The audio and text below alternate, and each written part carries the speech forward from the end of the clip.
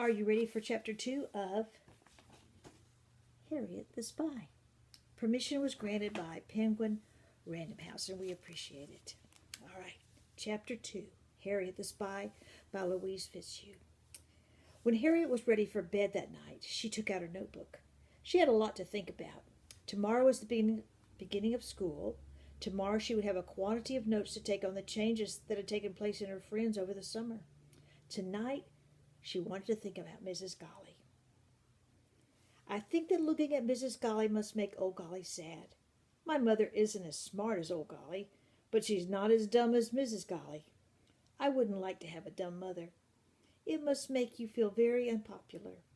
I think I would like to write a story about Mrs. Golly getting run over by a truck. Except she's so fat, I wonder what would happen to the truck. I had better check on that. I would not like to live like Mrs. Golly, but I would like to know what goes on in her head. Harriet put the book down and ran into old Golly's room to kiss her good night. Old Golly sat in a rocker in the light of an overhead lamp, reading. Harriet flew into the room and bounded right into the center of the billowy yellow quilt which covered the single bed. Everything in the room was yellow, from the walls to the vase of chrysanthemums. Old Golly took to yellow, as she put it. "Take your feet off the bed," old Golly said, without even looking up. "What does your mother think about?" asked Harriet. "I don't know," said old Golly in a musing way, looking at her book. "I've wondered that for years. What are you reading?" "Dostoevsky." "What's that?" said Harriet in a thoroughly obnoxious way. "Listen to this," old Golly said, and got that quote look on her face.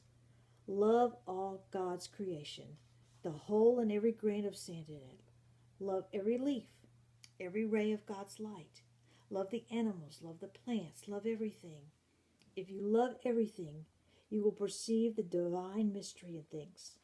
Once you perceive it, you will begin to comprehend it better every day. And you will come at last to love the whole world with an all-embracing love." "What does that mean?" Harriet asked after she'd been quiet for a minute. "What do you think it means?" "Well, maybe if you love everything, then, I guess you'll know everything. Then, seems like you love everything more. I don't know. Well, that's about it." Old Golly looked at Harriet in as gentle a way as she could, considering the fact that her face looked like it was cut out of rock. "I want to know everything, everything," screeched Harriet suddenly, lying back and bounding up and down on the bed. "Everything in the world, everything, everything. I will be a spy, and I will know everything. It won't do you a bit of good to know everything if you don't do anything with it. Now get up, Miss Harriet the Spy. You're going to sleep now." And with that, old Golly marched over and grabbed Harriet by the ear. "Ouch!" said Harriet as she was led to her room, but it really didn't hurt. "There now, into bed. Will Mommy and Daddy be home in time to kiss me good night?" "They will not," said old Golly as she tucked Harriet in. "They went to a party. You'll see them in the morning at breakfast. Now to sleep, instantly." Ah! Harriet laughed. Instant sleep. And there is a picture of old Golly. There aren't too many pictures in the book, but that's okay. You can use your imagination. "And not another word out of you. Tomorrow you go back to school." Old Golly leaned over and gave her a hard little peck on the forehead. Old Golly was never very kissy, which Harriet thought was just as well, as she hated it. Old Golly turned the light out, and Harriet listened to her go back into her room, which was right across the hall, pick up her book, and sit down in the rocker again. Then Harriet did what she always did when she was supposed to be asleep. She got out her flashlight, put the book she was currently reading under the covers, and read happily until old Golly came in and took the flashlight away, as she did every night. The next morning Mrs. Welsh asked, "Wouldn't you like to try a ham sandwich, or egg salad, or peanut butter?" Her mother looked quizzically at Harriet while the cook stood next to the table, looking enraged. "Tomatoes," said Harriet, not even looking up from the book she was reading at the breakfast. Stop reading at the table. Harriet put the book down. Listen, Harriet, you've had a tomato sandwich to school every day for 5 years. Don't you get tired of them? No? How about cream cheese and olive? Harriet shook her head. The cook threw up one arm in despair. Pastrami, roast beef, cucumber, tomato. Mrs. Welch raised her shoulders and looked helplessly at the cook. The cook grimaced. Sot in her ways, the cook said firmly and left the room. Mrs. Welch took a sip of coffee. Are you looking forward to school? Not particularly. Mr. Welch put the paper down and looked at his daughter. Do you like school? No, said Harriet. I always hated it, said Mr. Welch, and went back behind the paper. Dear, you mustn't say things like that. I rather liked it. That is, when I was 11, I did. Mrs. Welch looked at Harriet as though expecting an answer. Harriet didn't know what she felt about school. Drink your milk, said Mrs. Welch. Harriet always waited until her mother said this, no matter how thirsty she was. It made her feel comfortable to have her mother remind her. She drank her milk, wiped her mouth sedately, and got up from the table. Old Golly came into the room on her way to the kitchen. What do you say when you get up from the table, Harriet? Said Mrs. Welch absent-mindedly. Excuse me, said Harriet. Good manners are very important, particularly in the morning, snapped Old Golly as she went through the door. Old Golly was always horribly grumpy in the morning. Harriet ran very fast all the way up to her room. I'm starting the 6th grade, she yelled, just to keep herself company. She got her notebook, slammed her door, and thundered down the stairs. Goodbye, goodbye, she yelled as if she was going to Africa, and slammed out the front door. Harriet's school was called the Gregory School, having been founded by a Miss Eleanor Gregory around the turn of the century. It was on East End Avenue, a few blocks from Harriet's house, and across the street from the Carl Schwartz Park. Harriet skipped away down East End Avenue, hugging her notebook happily. At the entrance to her school, a group of children crowded around the door. More stood around on the sidewalk.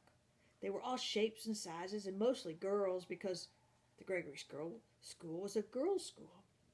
Boys were allowed to attend up through the 6th grade, but after that they had to go someplace else. It made Harriet sad to think that after this year, sport wouldn't be in school. She didn't care about the others.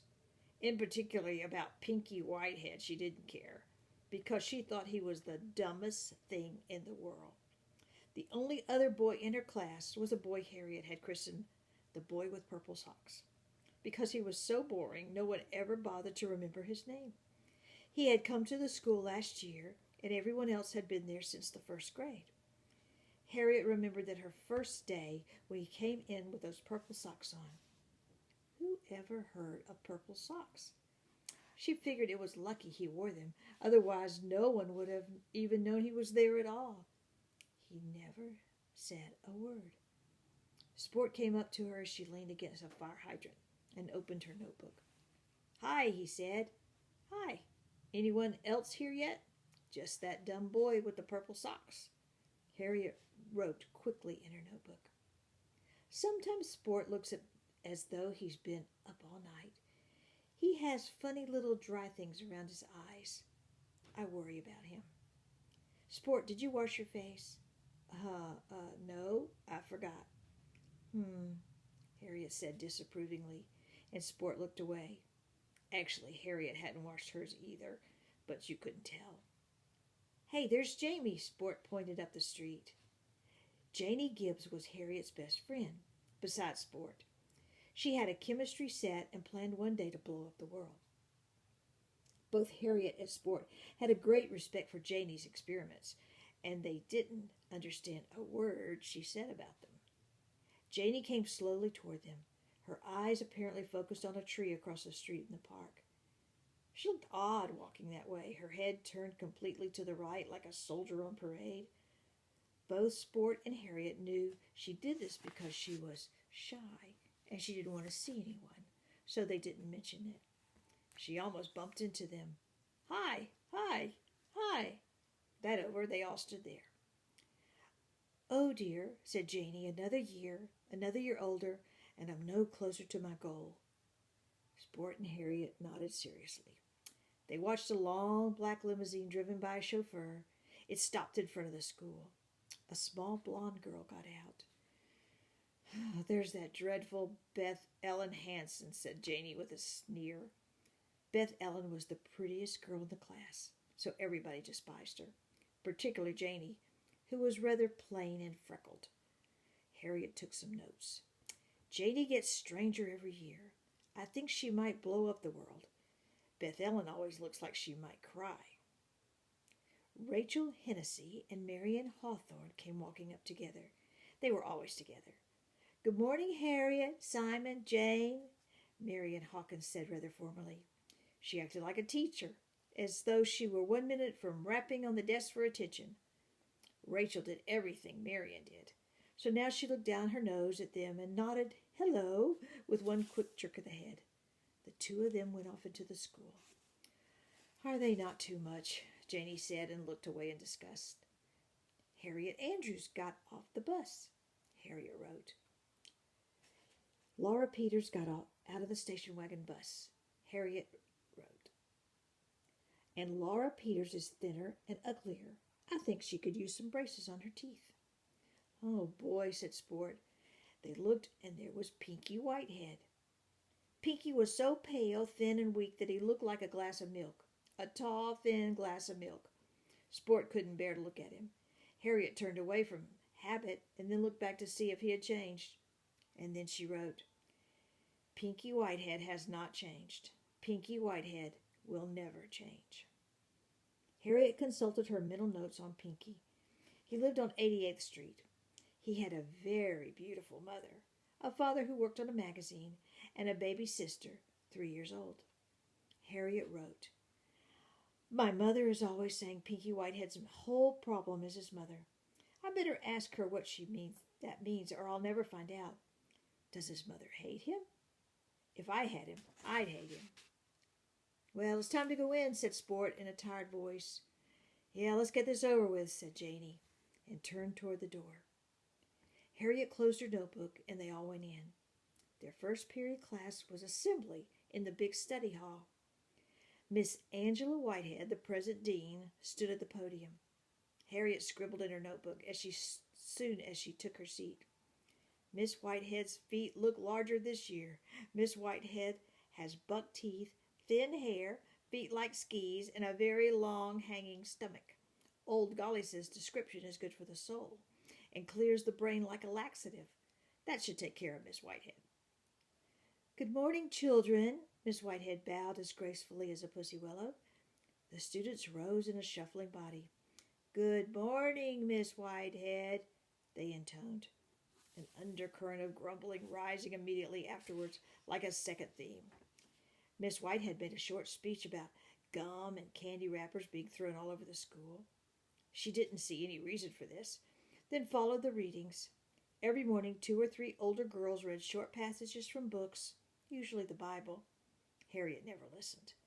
She got enough quotes from Old Golly. She used this time to write in her book.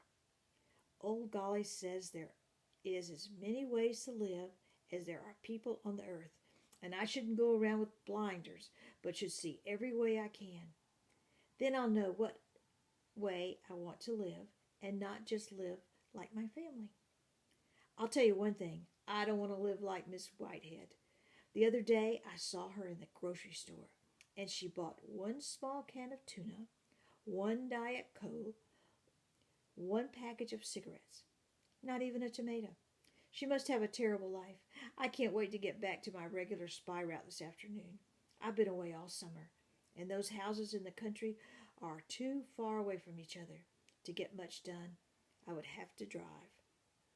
Assembly was over. The class got up and filed into the 6th grade room. Harriet grabbed a desk right across the aisle, one way from Sport and the other way from Janey. "Hey," Sport said, because he was glad. If they hadn't been able to grab these desks, it would have been hard passing notes. Miss Eaton stood at her desk. She was their homeroom teacher. Harriet looked at her curiously, then wrote, I think Miss Eaton is one of those people you don't bother to think about twice." She slammed the notebook shut as though she had put Miss Eaton in a box and slammed the lid. Miss Eaton called the roll and her voice squeaked. "Andrews, Gribbs, Hanson, Hawthorne, Hennessy, Matthews, Peters, Rock, Welch, Whitehead." Everyone said "here" dutifully. "And now, children, we will have the elections for officer. Are there any nominations?" Sport leaped to his feet. "I nominate Harriet Welch." Janie yelled, "I second it." They always did this every year because the one that was the officer controlled everything. When the teacher went out of the room, the officer could write down the names of anyone who was disorderly. The officer also got to be the editor of the 6th grade page in the school paper. Rachel Hennessy got up. "I nominate Marion Hawthorne," she said in her prettiest voice. Marion Hawthorne shot Beth Ellen Hanson a look that made Harriet's hair stand on end. Beth Ellen looked terrified, then got timidly to her feet and, almost whispering, managed to stammer, "I second it." It was rigged. The whole thing, every year. There were no more nominations, and then came the vote. Marion Hawthorne got it. Every year, either Marion or Rachel Hennessy got it. Harriet wrote in her book, "You'd think the teachers would smell a rat, because it's 5 years now, and neither me nor Sport nor Janie has ever gotten it." Marion Hawthorne looked terribly smug. Sport, Janie, and Harriet scowled at each other. Janie whispered, "Our day will come. Just wait." Harriet wondered if she meant that when she blew up the world, Marion Hawthorne would see what they were made of. Or maybe Janie meant to blow up Marion Hawthorne first, which wasn't a bad idea. It was finally 3:37, and school was over. Sport came up to Harriet. "Hey, why don't you come over this afternoon?" "After the spy route, maybe, if I've got time." "Ah, gee, Janie's working in the lab. You both are always working. Why don't you practice? How are you ever going to be a ball player?" "Can't. Have to clean the house. Come over if you get time." Harriet said okay, and then goodbye, and ran toward the house. It was time for her cake and milk. Every day at 3:40 she had cake and milk. Harriet loved doing everything every day in the same way. "Time for my cake and milk, time for my milk and cake." She ran yelling through the front door of her house. She ran through the front hall, past the dining room and the living room, and down the steps to the kitchen. Then she ran smack into the cook. "Like a missile you are, shot from that school," screamed the cook. "Hello, cook, hello, cookie, hello, hello, hello, hello," said Harriet. Then she opened her notebook and wrote, "Blah, blah, blah. I always do carry on a lot. Once old Golly said to me, I could never lose you in a crowd. I'd just follow the sound of your voice." She slammed the notebook, and the cook jumped. Harriet laughed. The cook put the cake and milk in front of her. "What you always writing in that dad-blame book for?" she asked with a sour little face. "Because," Harriet said, around a bite of cake, "I'm a spy." "Spy, huh? Some spy." "I am a spy. I'm a very good spy. I've never been caught." Cook settled herself with a cup of coffee. "How long you been a spy?" "Since I could write. Old Golly told me if I was going to be a writer, I better write down everything. So I'm a spy that writes down everything." Harriet knew the cook couldn't think of anything to say when she did that. "I know all about you." "Like fun you do." The cook looked startled. "I do too. I know you live with your sister in Brooklyn, and that she might get married, and you wish you had a car, and you have a son that's no good and drinks." "What do you do, child? Listen to doors?" "Yes," said Harriet. "Well, I never," said the cook. "I think that's bad manners." "Old Golly doesn't. Old Golly says find out everything you can, because life is hard enough, even if you know a lot." "I bet she don't know you spooking around this house listening to doors." "Well, how am I supposed to find out anything?" "I don't know." The cook shook her head. "I don't know about that old Golly." "What do you mean?" Harriet felt apprehensive. "I don't know. I just don't know. I wonder about her." Old Golly came into the room. "What it is you don't know?" Cook looked as though she might hide under the table. She stood up. "Well, can I get you your tea, Miss Golly?" she asked meekly. That would be most kind of you, said old Golly, and sat down. Harriet opened her notebook. I wonder what that was all about. Maybe old Golly knows something about Cook that Cook doesn't want her to know. Check on this. What do you have in school this year, Harriet? Asked old Golly. English, history, geography, French, math, ugh, science, ugh, and the performing arts, ugh, ugh, ugh.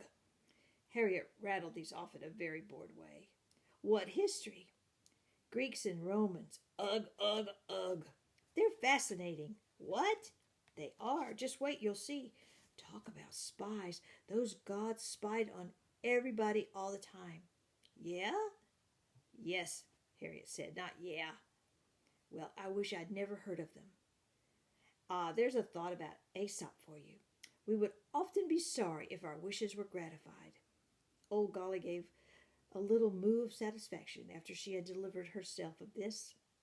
I think I'll go now, Harriet said. Yes, said the cook, go out and play. Harriet stood up. I do not go out and play. I go out to work. And in as dignified a way as possible, she walked from the room and up the steps from the kitchen. Then she began to run, and running furiously. She went past the first floor with the living room and the dining room, the second floor with her parents' bedroom and the library, and on up to the third floor to her little room and bath. Harriet loved her room. It was small and cozy, and the bathroom was a little one with a tiny window which looked out over the park across the street. Her room had a bigger window. She looked around, pleased as always by the order, the efficiency of it. She always picked up everything immediately, not because anybody nagged her, no one ever had, but because it was her room, and she liked to have it just so. Harriet was just so about a lot of things. Her room stood around her pleasantly, waiting for her.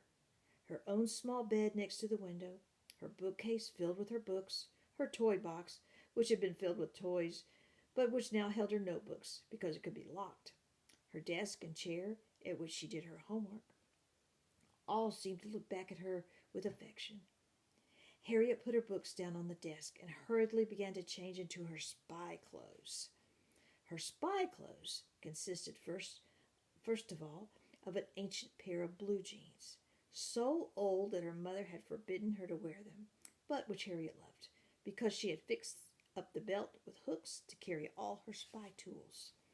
Her tools were a flashlight, in case she were ever out at night, which she never was, a leather pouch for her notebook, another leather case for extra pens, a water canteen, and a Boy Scout knife which had, among other features, a screwdriver, a knife and fork which collapsed. She had never had occasion to eat anywhere, but someday it might come in handy. She attached everything to the belt, and it all worked fine except that she rattled a little. Next she put on an old dark blue sweatshirt with a hood, which she wore at the beach house in the summer, so that it still smelled of salt air in a comforting way. Then she put on an old pair of blue sneakers with holes over each of her little toes. Her mother had actually gone so far as to throw those out, but Harriet had rescued them from the garbage when the cook wasn't looking. Then she finished by donning a pair of black-rimmed spectacles with no glass in them. She had found these once in her father's desk, and now sometimes wore them even to school, because she thought they made her look smarter. She stood back and looked at herself in the full-length mirror which hung on her bathroom door. She was very pleased. Then she ran quickly down the steps and out, banging the front door behind her. And there's Harriet, about to go out spying, with all her tools on her belt. And that, my friends, is the end of Chapter 2. So stay tuned for Chapter 3. And I'll see you soon.